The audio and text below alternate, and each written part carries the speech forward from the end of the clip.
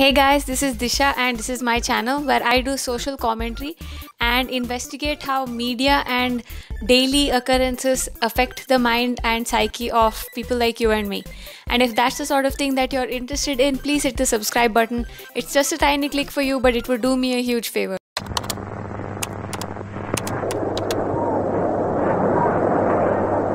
Cavalcade of Sports is on the air. Gillette presents the World Series.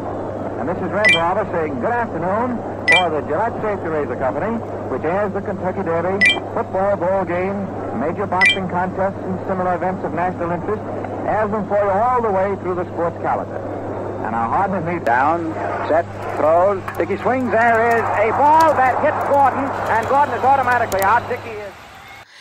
After a lot of delay, the Olympics are finally upon us, and this is a great time for every country where nationalism is at its height and people are rooting for each other and celebrating their wins and losses, and it brings back the spirit of sportsmanship that has tied us together for centuries. And as the Olympics are going on, we get to see just what the human body can achieve at peak performance. And every country is excited about it. Every person is glad to have something other than the pandemic to focus on. And the news channels finally have something new to report. So at a time like this, a lot of questions about humanity as a whole are bound to rise, and one such thing is women in sports. So at the time of me making this video, most of the medals that have been won by our country, India, have been won by women.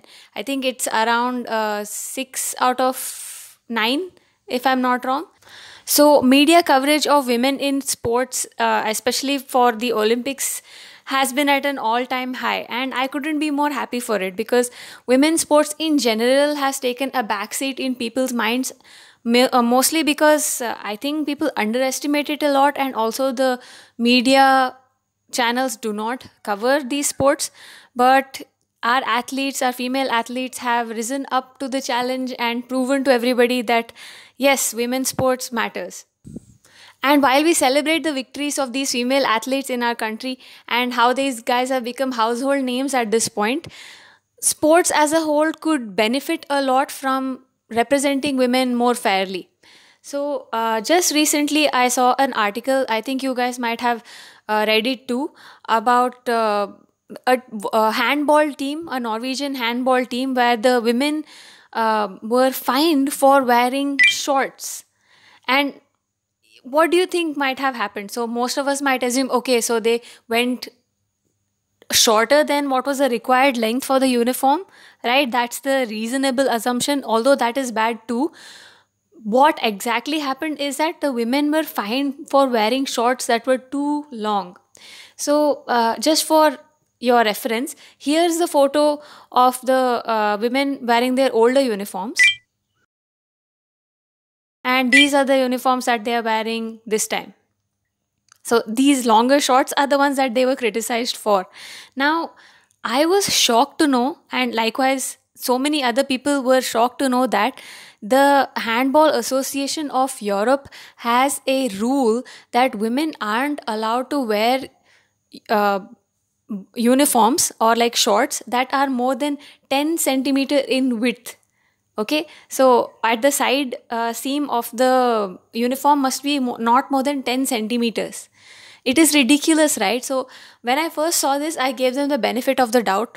I thought maybe, okay, it must have some sporting reason for this, because at that level, when you compete at an elite level at any sport, even minor things have a huge impact. Like for example, if cyclists were allowed to cover their legs fully with clothing, it would give them an edge, because skin has a lot of resistance against wind, and even that minuscule reduction in their speed could have a huge impact in deciding who the winner is. So I thought, why not give them the benefit of the doubt? But I was shocked to find out that this is not because of any performance related reason, and it was only because the viewership of this sport will drastically reduce if women were dressed more modestly. Just from this, you can come to know how much more needs to be done for women's sports to be taken seriously, right? For example, look at the men's uniform. Men's uniforms have to not be more than, I think, 10 centimeters from their knees. So if the men wear shorts that are shorter than the prescribed limit, then they'll get penalized, whereas women will get penalized for wearing shorts that are longer. Okay, and while this is happening in the arena of handball, we have the another extreme example of people policing women athletes' freedom to wear whatever they want while they compete, as long as they don't give them any undue advantage. And here is the story of a Paralympian who was criticized for wearing shorts that were too short. Okay, even though her uniform was very well within the limits prescribed by the rules, she was still criticized for wearing shorts that were that tiny. So what gives, right? Why do sports associations feel the need to police women's uniforms like this? Why can't athletes compete in something that they find comfortable? Or better yet, why don't you make the rules for uniforms same between men and women? So I'm not saying that this is a very widespread problem, because most uniforms that are worn by both men's and women's teams are almost identical. Okay, and then there are some reverse examples of this too. Like for example, in swimming, men are expected to wear really tiny briefs, whereas women wear like a full body swimsuit. And those types of differences exist, and they are more for performance and athleticism related reasons rather than for something as ridiculous as increasing viewership. But if you think about it, or if I think about it, this problem is something that we all knew somewhere inside, right? I remember at the height of Sania Mirza's career, when she was basically talked about every day, people were discussing what the length of her clothes were, like how short her skirts, her tennis skirts or shorts were, more than they were talking about her game. Like people wouldn't know if she has won or not, but they would be out there criticizing her clothes, right? And why does that happen? Because they don't do this to male athletes, they don't do this to male sportsmen. So why does it happen to women? Sportswomen have always been downplayed or sometimes completely forgotten. You might have heard a lot about the achievements of the Indian men's cricket team, but there is hardly any coverage for the women's team. Even though it has improved somewhat in the recent years, it comes nowhere close to what the men's team gets. And it's the same for even payments. For example, there is a few 100 million difference in the award money for golf championships for women and men. And some people might say, oh, it's because of viewership, but both these championships draw almost the same amount of viewers. But where does this hostility come from? So I'm not sure exactly, because I can't wrap my head around why one sport would be considered worthy of respect, and if the same sport is played by another sex, it is suddenly not worthy of respect anymore, right? So I again try to find the answer through going through YouTube comments and going around the internet and seeing how other people have answered this question. And mostly the answers I got were in two categories. The first is that female sports do not get the same amount of viewership as male sports. And now I think that reason has some standing, because historically sports has been more of a male dominated sphere, and women's sport have just not received the same kind of coverage. Now this is a chicken egg type of situation according to me, because maybe if there was more coverage of women's sports, there would be more viewers, or maybe because there are no viewers, there is no more coverage. So it's very hard to know which it is. But if I do take a look at women's sports that do get attention, things like gymnastics, tennis, beach volleyball, or figure skating, you will see a pattern start to develop, right? So, and it's a very disturbing pattern, and I hope it's not my pessimism that is noticing this and it is just some strange coincidence. But I think it would be naive of me to think so. So if you notice the uniforms of all these sports that I mentioned, you will see how skimpy the outfits of the women are.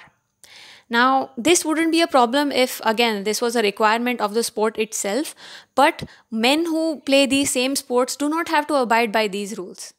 Take gymnastics, for example. In gymnastics, the uniform has to completely expose the leg of the female participants, but men get to wear full body suits. Now, if it was for performance related issues, then wouldn't the rules be the same for both of them? In fact, there have been many instances where female gymnasts have been penalized for wearing less revealing clothing. And now, this time, the German team tried to challenge all these regressive beliefs by wearing full body leotards.